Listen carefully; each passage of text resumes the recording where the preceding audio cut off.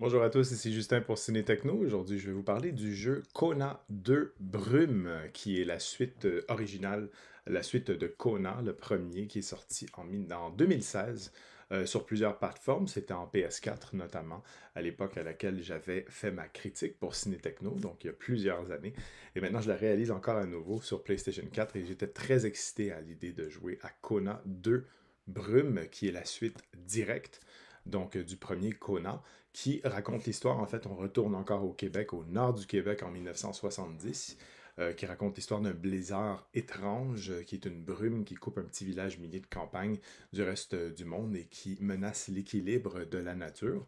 Donc, on entre ici à nouveau dans la peau du détective Carl Faubert, qui est le héros du premier jeu, et qui plonge plus profondément encore au cœur des mystères surnaturels de Kona, donc qui est un mot en cri qui signifie neige. Et donc, on est invité à se frayer un chemin à travers les étendues enneigées du nord du Canada, du Québec, et de découvrir les autres âmes qui sont prises au piège. Et on rencontre d'autres naufragés, des victimes et survivants d'une avalanche dévastatrice et qui mettent en lumière la terrible vérité de la brume. Donc, on est amené ici, avec Kona, comme on l'avait été avec le premier, à explorer la vaste contrée fictive du Manastan dans le nord du Canada et à traverser à la force de vos mains l'étrange village, ou du moins ce qu'il en reste, et de chercher des indices dans les cabanes en bois, examiner les alentours sur un traîneau à chien ou à pied, ou de parcourir les lacs environnants qui sont glacés avec des endroits qui sont un peu moins glacés. Mais le point le plus captivant, c'est ce qui nous amène ici à enquêter, donc de suivre attentivement le fil des indices et des trouvailles, de consulter le journal de Carl et de mettre des talents de détective à l'épreuve, et aussi la survie, ce qui nous amène à survivre dans le jeu. Évidemment, on est amené à affronter un blizzard qui est glacial, des animaux qui sont dangereux, aussi des cauchemars troublants, et donc on est amené aussi à découvrir. C'est une histoire qui est passionnante, qui se révèle à chaque pas que l'on fait. Et on inspecte des objets, des lettres, d'autres documents, tandis qu'un narrateur omniscient, Guinadon, qui est le célèbre Guinadon, acteur québécois, qui est de retour ici pour narrer l'histoire comme il l'a fait à merveille dans le premier jeu, et qui raconte les péripéties que l'on vit. Donc, cette deuxième incursion dans le village fictif de Manastan, donc la contrée fictive de Manastan au Québec. Grosse mise à jour ici pour Parabole, comparé, je me rappelle, en 2016, pardon. On avait vraiment, quand même, c'était un jeu qui était sorti sur 1900, sur PlayStation 4, et on sentait vraiment que c'était un jeu qui était presque fait pour le PlayStation 3. Les graphiques étaient pas tout à fait au point. Je me rappelle à l'époque, les temps de chargement d'un passage à l'autre pouvaient être très, très, très longs. Donc ça pouvait nous désimmerger du jeu si l'on veut. Je me rappelle aussi, il y avait quelques petites mécaniques vidéoludiques qui étaient parfois un peu maladroits.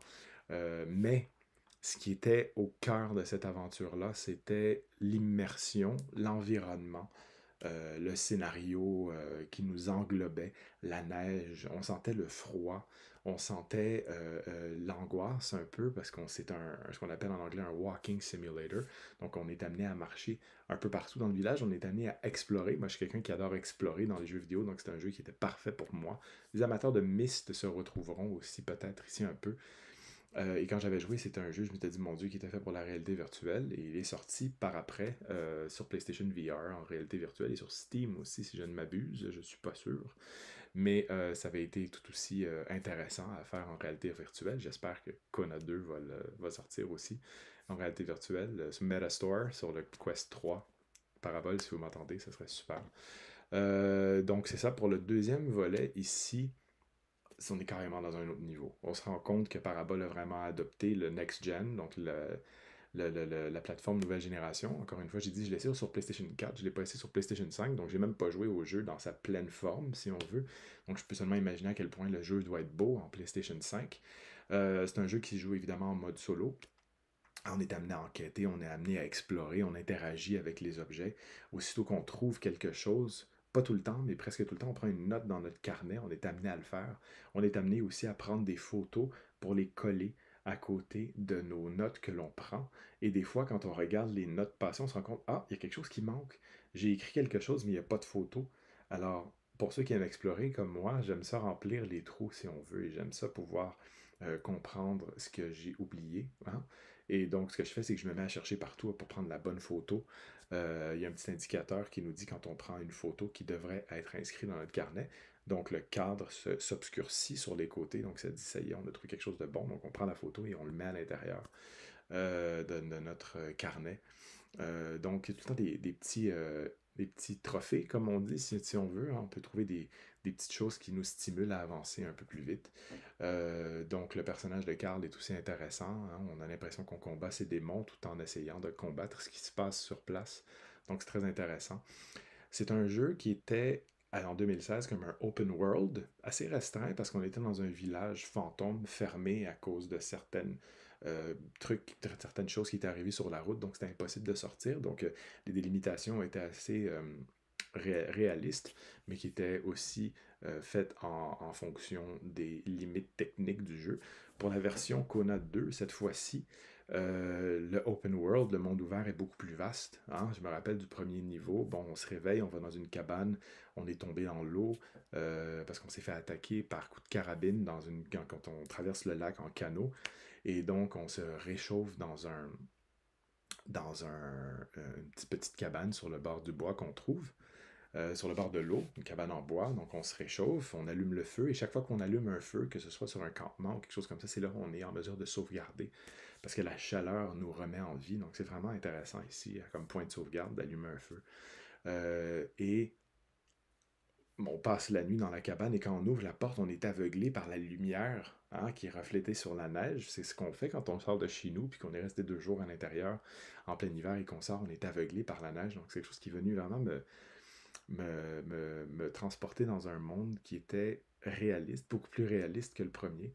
Et donc, on part dans la forêt et on marche et on entend le, le, le, le- le craquement de la neige, on sent le froid. Mais j'ai regardé par la fenêtre, j'aurais aimé ça qu'on soit en plein hiver pour que je me sente vraiment immergé dans le jeu. Donc, c'est ça, le monde ouvert commence dans la forêt. Et ça s'arrête pas juste là. Après ça, on va dans le manoir des Hamilton, qui sont un peu les vilains de la saga, si l'on veut. Et le manoir est vraiment fait comme une espèce de labyrinthe. C'est très très grand, il y a beaucoup de choses à explorer. Il y a un côté un peu stealth, hein, il faut se cacher pour pas se faire voir. Maintenant, il y a des nouvelles fonctions de tirer avec un pistolet, d'utiliser une hache ou un arc aussi. Donc, c'est vraiment très intéressant. Par contre, quand il vient le temps de tirer, je trouve que c'est pas encore au point. Il y aurait eu quelques modifications à faire, c'est pas très précis. Le temps de recharge, le temps de bouger, Oui, le temps de recharge, c'est réaliste parce qu'il faut mettre les balles, il faut craquer la carabine, puis tout ça, ou le pistolet, mettre les balles, tout ça, mais je sais pas, un peu plus de... Ça manque un peu de dynamisme, je trouve, surtout quand il vient le temps de pointer, comme ça. Je trouve qu'il manque un petit quelque chose, mais sinon, c'est quand même intéressant.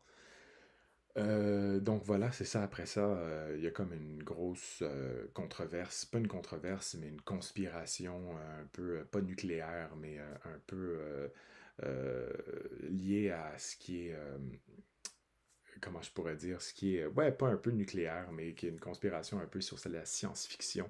Il y a des touches un petit peu science-fiction ici et là.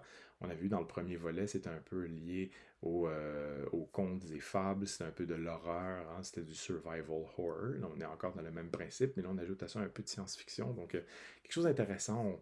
On traverse des laboratoires qui sont très, très grands, des couloirs, on essaie d'ouvrir des portes. Donc, c'est vraiment intéressant. Et si vous aimez les jeux de détective, si vous aimez les jeux d'observation, les jeux où on fouille, les walking simulator, c'est vraiment un très très bon jeu. C'est une excellente suite, mais c'est surtout un bon jeu en tant que tel. La narration de Guy Nadon est toujours au top, que j'adore, vraiment, formidable. C'est un jeu que j'ai pas essayé en anglais, je veux pas l'essayer, parce que c'est un jeu bon québécois, donc on essaie de garder un peu les mêmes choses, la matière première dans laquelle elle a été créée. Donc si vous aimez ce genre de jeu-là, atmosphérique, où l'environnement est palpable, où l'environnement est un peu anxiogène, hein, c'est un jeu que je vous recommande fortement, surtout si vous avez aimé le premier, vous allez aimer encore plus le deuxième. J'ai déjà hâte au troisième. J'espère qu'il va y avoir un add-on, une expansion à un moment donné. C'est quelque chose que j'aimerais jouer. J'aimerais essayer la version en réalité virtuelle parce que c'est très, très immersif. Aussi, en parlant d'immersion, le son du vent, de la neige, c'est absolument hallucinant. Si je peux vous le conseiller de jouer, si vous avez un bon système de son, c'est super, un système surround, mais je vous conseillerais de mettre des écouteurs. Des écouteurs, des bons écouteurs, là, qui vous ferment du son autour de vous, qui vous englobe dans une bulle, et vous entendez le son qui passe à côté de vous, du blizzard, et si vous entendez un craquement de branches, tout de suite ça commence à être angoissant, puis vous voulez regarder à droite, à gauche, où est-ce que vous le savez, où est-ce que vous entendez le son. Donc l'une des grandes forces de ce jeu, c'est la création sonore qui est excellente. Donc vraiment, chapeau à Parabole pour avoir créé un très très bon jeu. Kona 2 Brume que je vous recommande chaudement, fortement. Idéalement, PlayStation 5 qui est aussi disponible sur PC, sur Steam, sur Xbox 360 je crois et Xbox One, si je ne m'abuse, et sur Switch, Nintendo Switch aussi. Voilà, c'est un jeu qui est disponible depuis le 18 octobre, qui est sorti tout récemment. Donc, je vous encourage à, bien sûr, encourager un très bon développeur de jeux vidéo québécois et d'essayer Kona 1 si vous ne l'avez pas fait. Vous pouvez regarder ma critique que j'avais faite en 2016 et Kona 2 qui vient de sortir, Kona 2 Brume que je vous recommande chaudement. Merci beaucoup et amusez-vous bien.